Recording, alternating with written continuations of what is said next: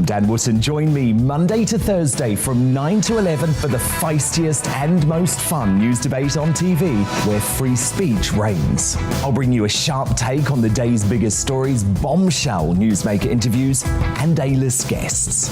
And I guarantee you, no spin, no bias, no censorship, and no reason to go to bed. That's Dan Wootton Tonight, Monday to Thursdays from 9 on GB News. Hello there, I'm Eamon Holmes. And I'm Isabel Webster. And we hope you can join us for Breakfast with Eamon. And Isabel. You make me laugh out loud, belly laugh. Is that important first thing in the morning? Yeah, absolutely. And there's me trying to be deadly serious. News is a serious business. Yeah, I have to rein you in sometimes. Well, it doesn't stop us laughing at it. It doesn't stop us having an opinion on what's going on. Yeah. And it certainly will not stop us reflecting what you think. Weekdays from 6 to 9:30 on GB News. My name is Andrew Doyle. Join me every Sunday evening at 7 p.m. for Free Speech Nation.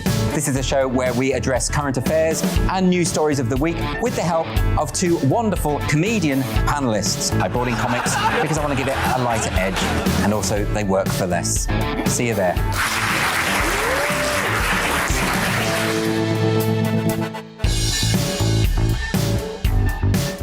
Join me, Mark White, here on GB News. For more than 2 decades, I've been at the sharp end of reporting crime and security at home and abroad. From the scourge of terrorism to the fight against violent crime and the deepening small boats crisis in the Channel, they're issues you rightly care about, and so do I. As GB News Home and Security Editor, my focus will be on the stories that matter to you.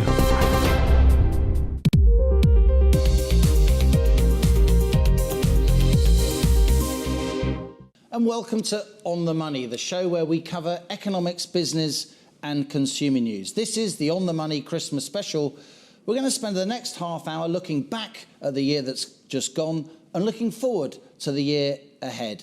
As ever with On the Money, we've assembled a panel of people who really know what they're talking about. Let me welcome Helen Thomas, CEO of Blonde Money, her own consultancy, former special advisor to somebody called George Osborne. Can't remember who he was. Justin Urquhart-Stewart, our very own Gordon Gecko on the money. He is the CEO of Regionally. You're going to be talking about all things financial. And, of course, Sir Christopher Mayer, another GB News regular. Great to have you with us, Sir Christopher. You are, of course, the former British ambassador to the United States. So let's have a think about the year that's just gone, Helen. We haven't had the growth numbers yet, but we're meant to be growing this year in 2021, according to Rishi Sunak's budget, by 6.5%, and next year by 6%. These seems like very aggressive numbers. Well, I remember when we did our budget special, highlight of the last year, of course, at GB News, that we did, our mouths rather dropped when we looked at those numbers, because yes, we don't exactly know for this year, but 6.5% always very aggressive, but 2022, another 6%. We haven't seen those kinds of numbers in decades. It's like an emerging market nation.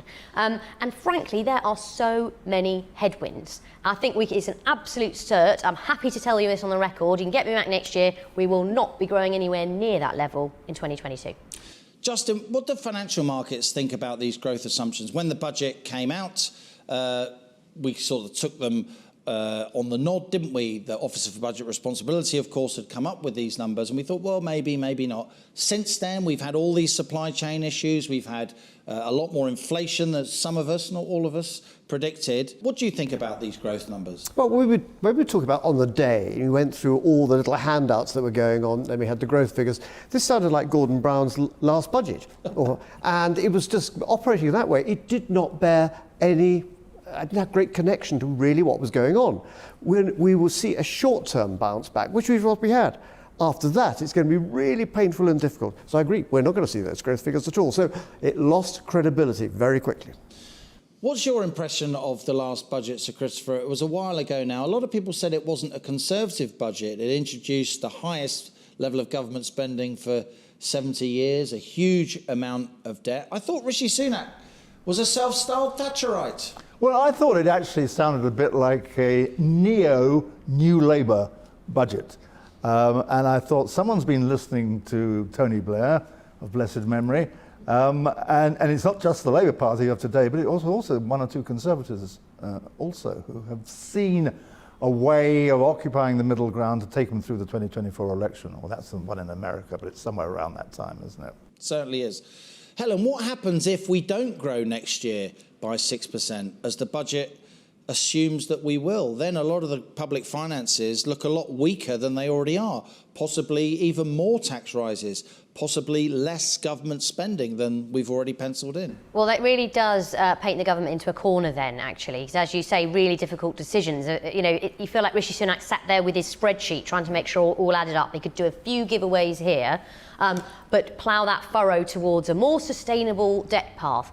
But I think I might get whoever said this quotation wrong, Muhammad Ali, but you know what? It's always a great plan until you get punched in the face.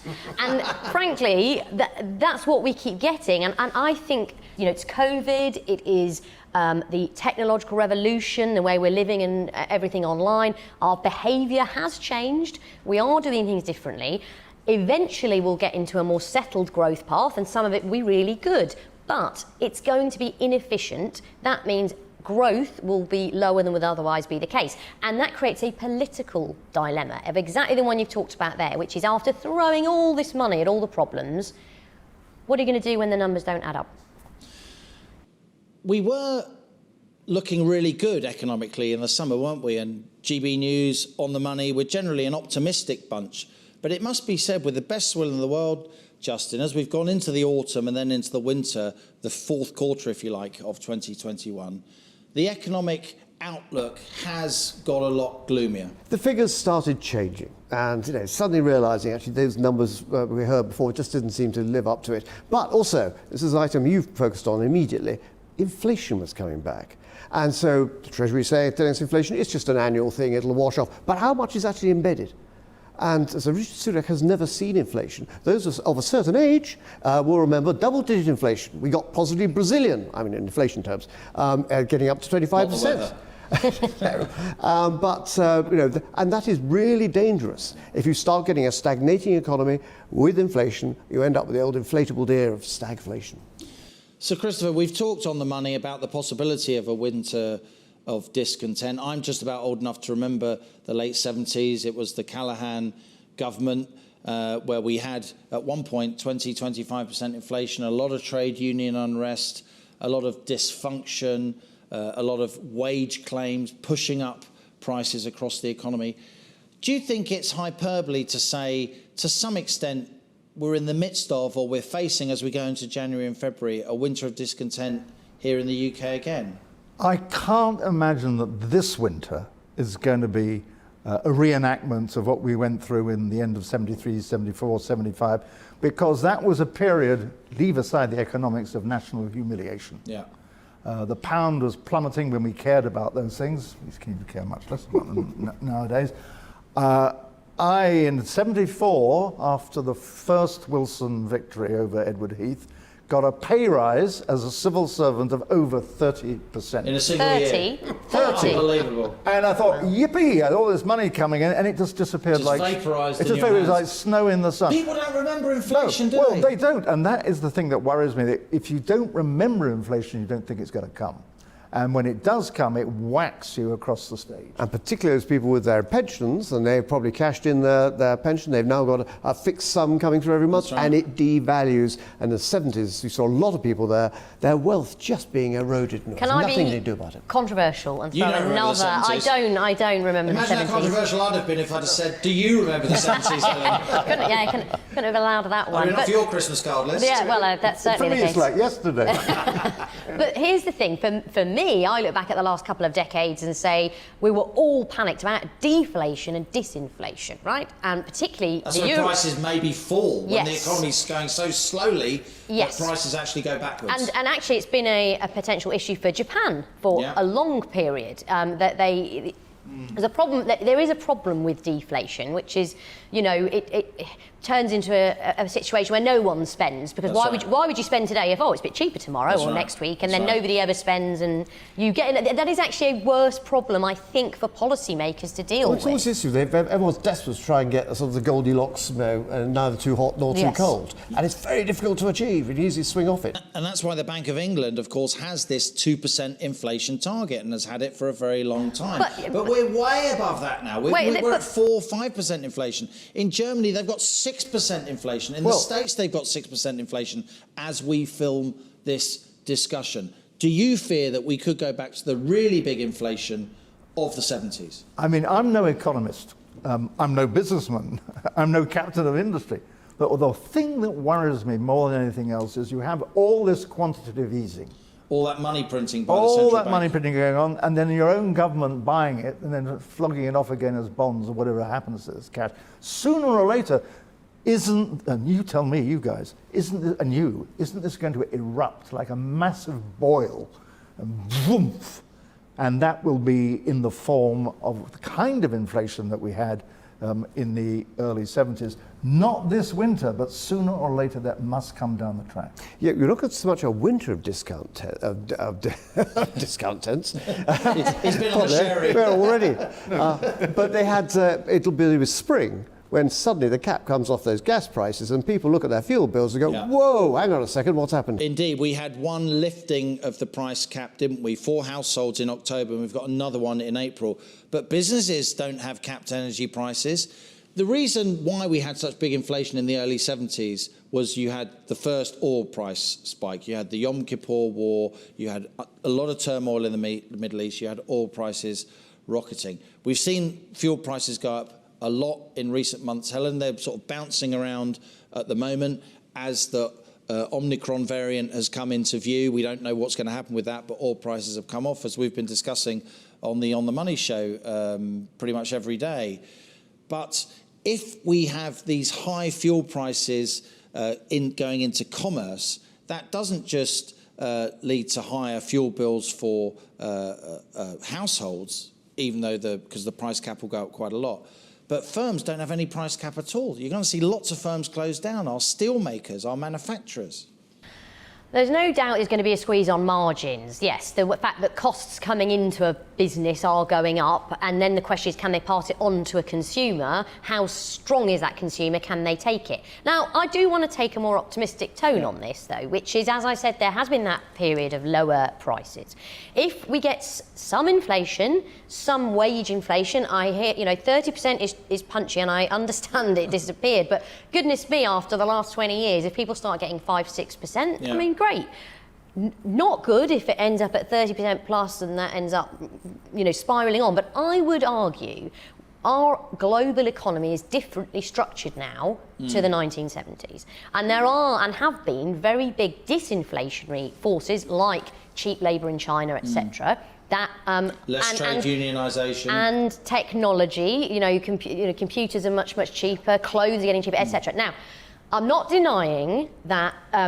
What we've gone through now, the supply chains are going to change. People are going to, de-globalise. They're going to bring things onshore. Localise. That's a much better word. Thank you.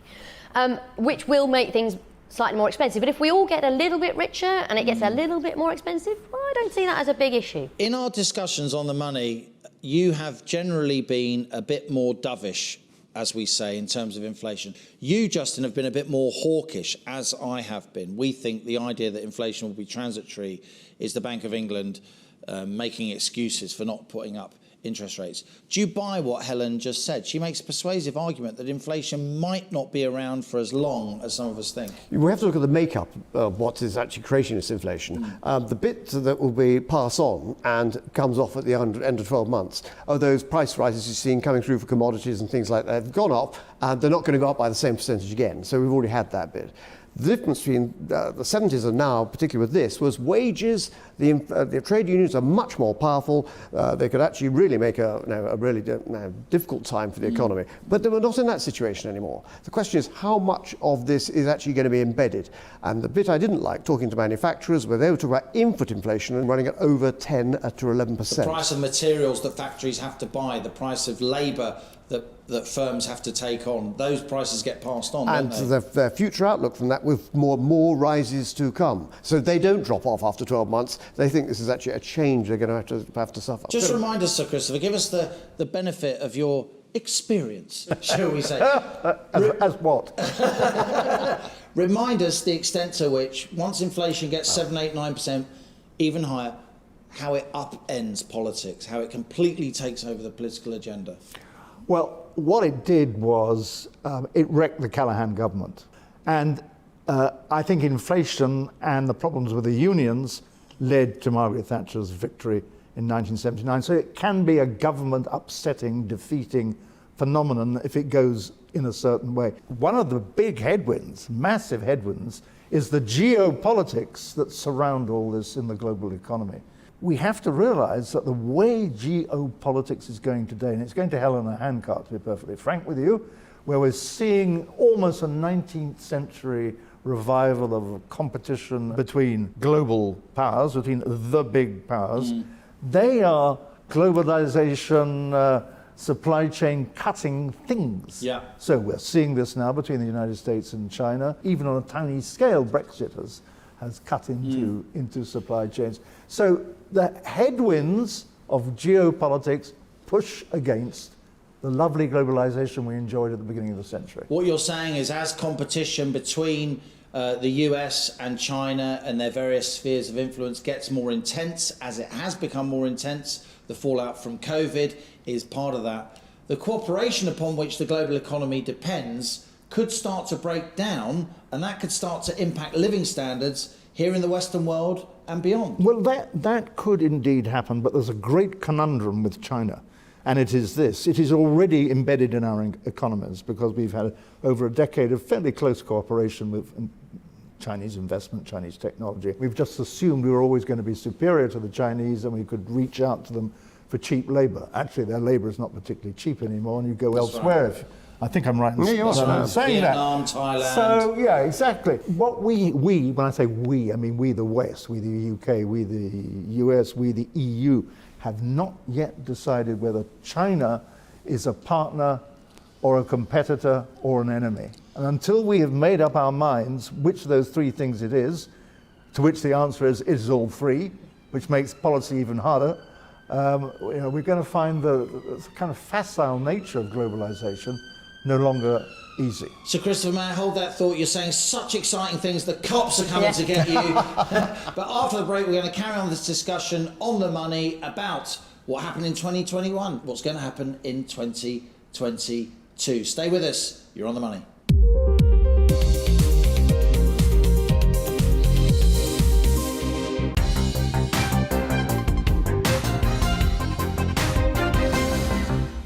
You're the first in your family to go to university, so whatever challenges your childhood presented, it didn't stop you going to university. How did you find it? Never felt like a student. I was always like a townie who was doing a degree and a little bit apprehensive about it. None of my friends really had gone to university. They're all trained as plumbers and electricians and that kind of thing. And it was completely not what I expected, a lot more down to earth. And I studied politics, so you can decide whether that was useful or not. You say you played hard and you worked hard. You did your schoolwork too. You get into Oxford. Yeah. Wow. I know. But I just was like a fish out of water, like, for most of it, to be honest. Although I did make some really good friends there. Why were you a fish out of water? State educated, northern girl doing science. And the work is really, really hard. It's completely different. What I realised was everybody else had had a lot of coaching, a lot of extra tuition, a lot of support. There was no teaching, really. It's just like, here's an exercise book, get on with it. Crushed my confidence immediately, which, having gone from being this sort of clever, like, oh, you're out of 2,000 kids in this sixth form college in Manchester, we want you to sort of apply for, I was the only one who got in out of that, to basically being made to feel like I was totally thick, is quite crushing. Did your parents separate when you were young? Do you know your dad? They separated when I was 10. My father left home for strangers with a woman round the corner. I have to say it's probably it made things more difficult financially, but it also made me probably appreciate what I've actually had, what I then had in the future, so to speak. So.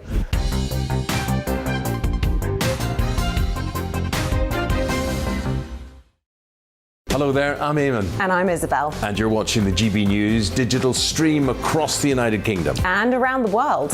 If you're here in the UK, you can also watch us on your TV screen. GB News is Freeview channel 236. On Sky, we're channel 515. 626 on Virgin Media. Just remember, you might need to retune your TV to watch the channel. Yeah, and if you are doing that, find out more about retuning by going to gbnews.uk.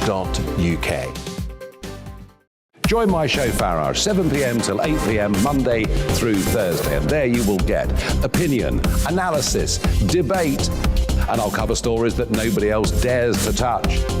And then for the last 15 minutes, talking pints. We're over a drink. We have a civilized conversation with someone. We very often disagree, but we do it in a grown-up way. Come and join me on Farage.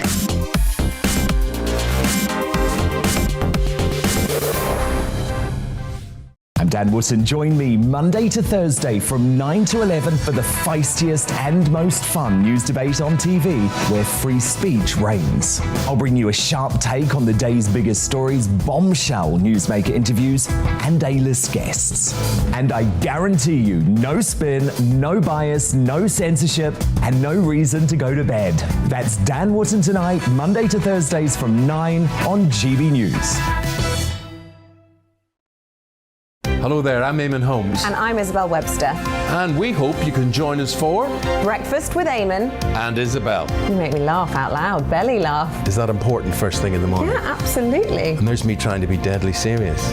News is a serious business. Yeah, I have to rein you in sometimes. Well, it doesn't stop us laughing at it. It doesn't stop us having an opinion on what's going on. Yeah. And it certainly will not stop us reflecting what you think. Weekdays from 6 to 9:30 on GB News.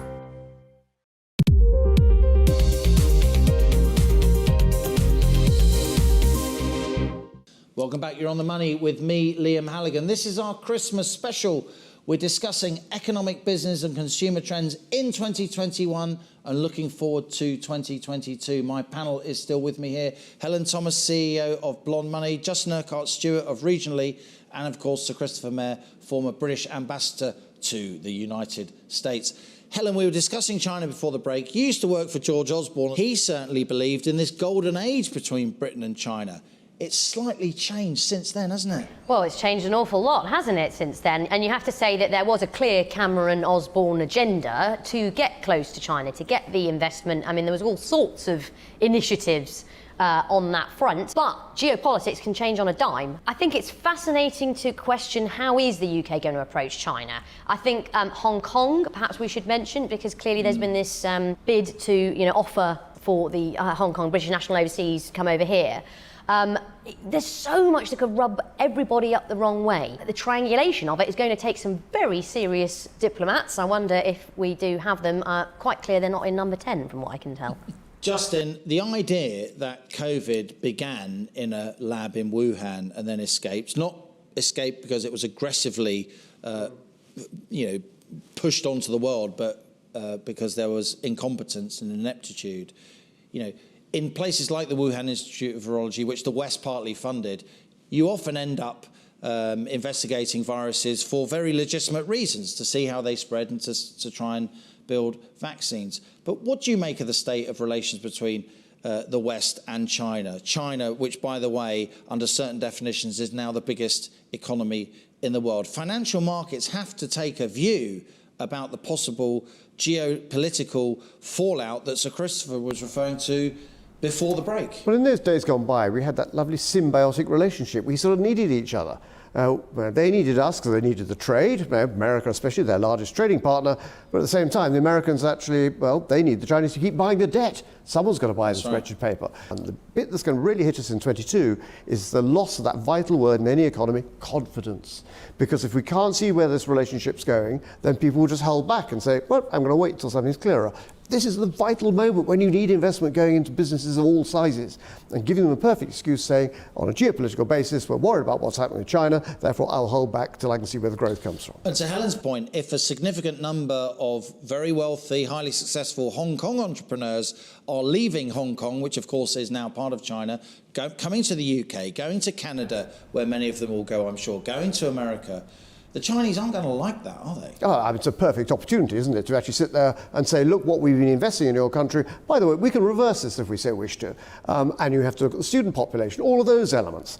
We've had a huge level of investment and joint investment going through. The Belt Road investment plan that's been going through, which to us doesn't really, we just see part of it. You go to Africa and you go around the Commonwealth countries, this looks like a form of neocolonialism, particularly when you get the second and third wave of Chinese investment coming through, and suddenly you find actually the ownership of some of these projects are now moving away from the country because they're not paying the interest, which has suddenly gone up, and it's now owned by the Port of Shanghai. Very interesting. So, Christopher, back in mid-2020, a while ago, as we were going into lockdown, somebody who you'll know well, Sir Richard Dearlove, the former head of British intelligence, extremely legitimate voice, he gave an interview where he said that he felt that COVID may well be an engineered escapee from a lab rather than jumping from an animal to a human, with no human intervention. What are the implications if that's true? Because that was seen as a conspiracy theory. It was seen as a mad idea. Now the World Health Organization, the Pentagon, the US State Department, a lot of very respected organizations think that may be the case. What are the geopolitical implications if that is the case? Well, you only need the suspicion to be there to create damage in the relationship. I think people really know about these things like Matt Ridley, who's written a lot about it. Yeah, the journalist and scientist who's just written an excellent book on the origins of COVID. And I think his verdict, and I'd rest with him because he knows a damn sight more about it than I do, is that we'll never be able to prove whether it's zoonotic, I believe is the right word, or whether it was artificially engineered in a laboratory and escaped either inadvertently or deliberately. But what we can say, I think, with all certainty, is that the Chinese obscured the facts immediately afterwards, and maybe continue to do so. Now, that does not create the confidence of which you speak. And then there's something else to bear in mind. I mean, as far as I'm concerned, everything's on the negative side at the moment, almost everything. Is that as we try and follow up COP26, to which the Chinese contribution was, how can we put it, lukewarm at the very best, it is going to get to net zero, you're going to need much more electric vehicles, stuff like that, and you're going to need certain minerals, like cobalt, the rare lithium, earths, and for those batteries, for those electric vehicles. And who is the big power in the Democratic Republic of the Congo at the moment, which is one of the major sources of cobalt, but the Chinese Republic. So I think what we haven't thought about either is the geopolitics of COP26, which is going to exacerbate competition between the great powers rather than ameliorate it. See, whenever he speaks, the cops come. He's so interesting. Now he's free from civil service constraints. So Christopher mentioned COP26, of course, a big event of the autumn that we've just seen. The Chinese didn't really turn up, certainly not the big guns from China. How do you assess the politics of COP26, Helen? What we've been covering on the money over recent weeks and months is the fact that the cost implications are now coming to the fore. Ordinary men and women, ordinary people running businesses who have to replace vans, have to replace the boilers in their houses. They're now starting to see, even though the Treasury is being very vague about the costs, that this is going to cost a lot of money and a lot of the burden is going to fall disproportionately on less well-off households. Well, I think that one of our themes for the year ahead has been inspired by the recent government in Germany. We've said going left and going green. That's sort of the way the pendulum is swinging, even if you've got a notionally right-wing government, as we have in the UK. I'm talking, about the general political mood, which has been spend, perhaps get your central bank to buy that debt, don't worry about it too much, and green, we've got to do it. Now, I think what we are starting to see is, as you say, that the real cost of that to the man on the street only just starting to come through. Politically, then you face a question of how honest are you going to be with people? It's not the monetary cost, it's the disruption. If you want to put a heat pump in your house, it's not just a case of flicking a switch between your boiler. These are massive change. Now, 27 million houses across the UK. You're going to put a heat pump at everyone? But one that may need to be done. I mean, I go back to thinking about, I guess, the 1910s, 1920s. People would have... let's look back at that, OK? Let's look back at the streets of London, paved with horse manure from the horse and carts. And we look back and say, that's disgusting. How can they do that? And then, of course, the car comes along and revolutionises things. So I think we also should say revolution always does come at a cost. We can't avoid that, but the politicians have to understand how to make that a palatable message to the public, because that reality, going left, going green, that's going to be with us for decades. In the financial world, people are investing, aren't they? They're investing in renewables, they're investing in wind and solar. They're starting to reinvest in nuclear, which is seen increasingly to be part of the net zero solution. They're investing in hydrogen. What did you make of COP26, Well, Justin? it's the moment where we have to, in the investment terms, can it be credible? We're going to see an awful lot of greenwash going on, which is a nice way of actually saying companies lying. So there is no such thing as an oil company anymore. There's now an energy management company which will be carbon neutral and a date in the future, which by the time you get it, you will have forgotten. And so we're seeing a lot of companies. You're so cynical, I can't stand it. But we've seen certain companies like Legal & General saying we will only be investing in companies which are adopting ESG, ethical, sustainable and with good governance. Yeah. But prove it. You know, to most people, ethics is a sort of East Anglian county. Yeah. They really don't understand it. That's what I mean. So is that green or is that green? Am I investing in it or am I just creating a lovely charade? There's going to be an awful lot of that going on. From where I stand, I think most people in the UK, they want less pollution. They want a cleaner world for their kids and grandkids to inherit. We kind of get that in the end, fossil fuels will run out, so probably we should wean ourselves off them, but it's going to take a while. What did you make of this, Sir Christopher? You've been to many, many summits. You've been in the back rooms when the communiques are being stitched together at 4 a.m. and so on. What did you make of the final statement that came out of COP26? Do you think it was a successful summit? I thought, on the basis of all the international conferences I have been to, it didn't come out too badly. But that's a fairly low bar, to be perfectly honest with you. And the bilateral agreement between the Americans and the Chinese on whatever, I've even forgotten what it was about now. You know. Close cooperation or something. Was it something to do with carbon emissions? Yes. Coal mines, I can't remember.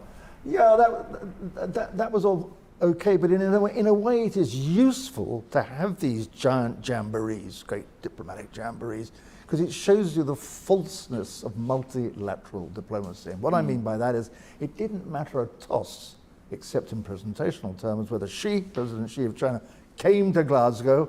I can see why he didn't. When he said she, I thought he meant Greta. No. President Xi, I've got to get my pronunciation right here. Because China's position would have been decided and endorsed by the President Xi before the thing started. And it didn't matter whether there was a first secretary, a councillor, whoever was sitting in the chairman of the delegation's chair, the policy would have been the same. It was actually to China's advantage that Xi stayed away. Interesting. Because he would have suffered horribly from the other Xi, Greta. Imagine that. Can you imagine that? We're coming to the end of our time, Helen, so let's just round up. Looking forward, at the time of recording, we don't know the seriousness of the Omicron variant. We should say that. We don't know if the UK is going to go into lockdown. It doesn't look as if it will, but there is a nervousness. Mask wearing widespread will obviously impact investment decisions, the way people consume in the run-up to Christmas and beyond. What do you foresee in 2022 in terms of the pandemic and in terms of the economy? Because as people that study economics and look at financial trends, you can't think of anything without thinking of COVID and our reaction to it. Absolutely right. And we should take the certainty that this virus will be with us for 2022 and the year after and the year after that, because that's how viruses work. I think I mentioned the other day to you, look, the Spanish flu is still with us. It does still exist. That was 1918. Exactly. So, and it started in Kansas. Exactly, yeah. Yes, the Spaniards were delighted, weren't they, that they got their name on that. You don't need to be a scientist to know that. That's how viruses operate. What you do need to be is someone who understands human behaviour. And I think we have all changed. Now, some people may admit that more to themselves than others, but we might shop more online. We might prefer not to do the commute. We might not actually like big noisy restaurants, or maybe we'll do one festival a year or one concert and not all the time. It's changed us. Of course it has. I mean, I find it hilarious that we sit here and think, oh yeah, it's going back to normal, it's going back to normal. We have all just undergone a huge historical event of massive psychological importance, as was the war, as was, other big issues like pandemics. So we should embrace that. We should embrace the change.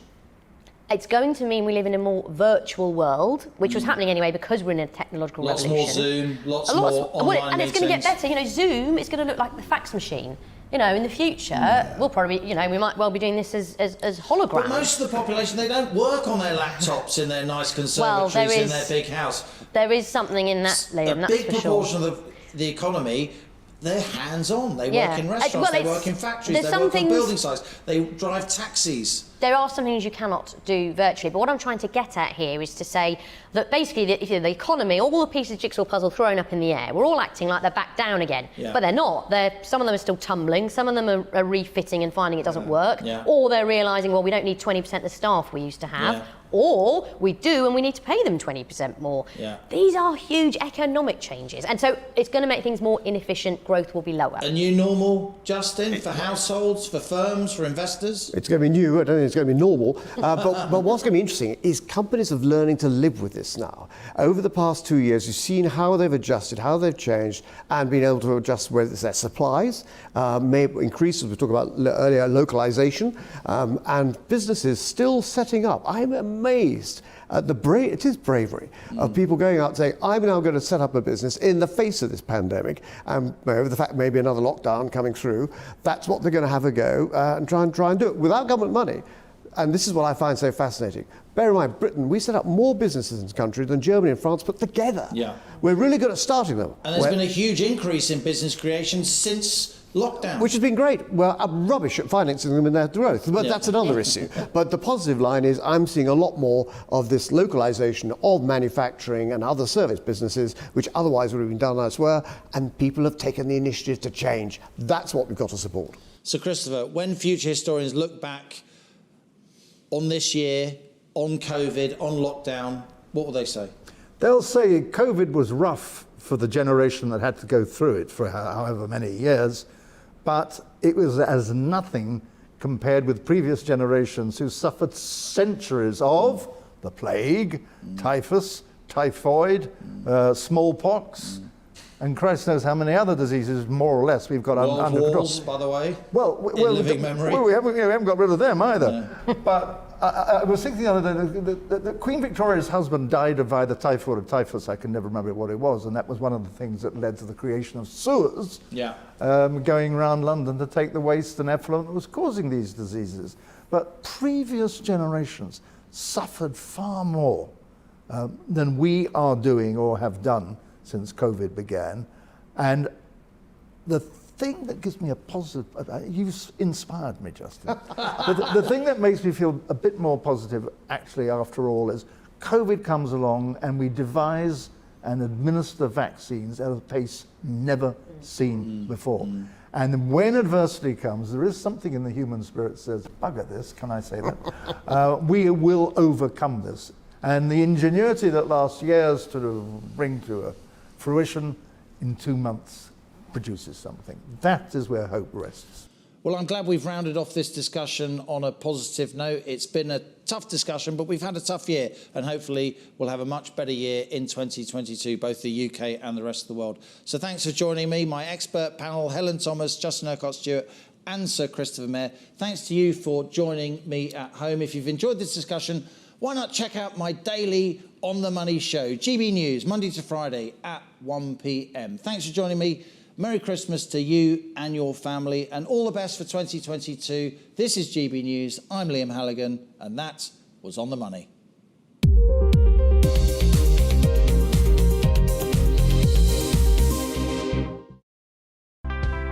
It's time to remind ourselves there's always another winter. Canary Islands sponsors the weather.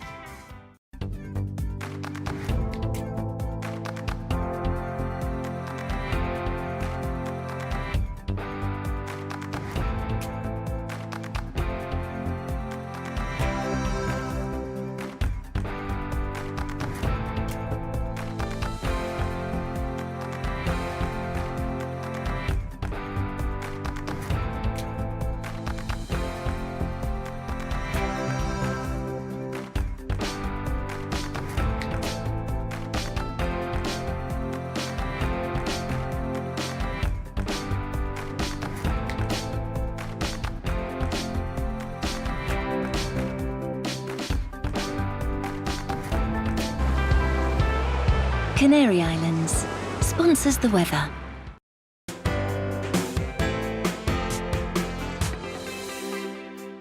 Hello there, I'm Eamon. And I'm Isabel. And you're watching the GB News digital stream across the United Kingdom. And around the world. If you're here in the UK, you can also watch us on your TV screen. GB News is Freeview Channel 236. On Sky, we're channel 515.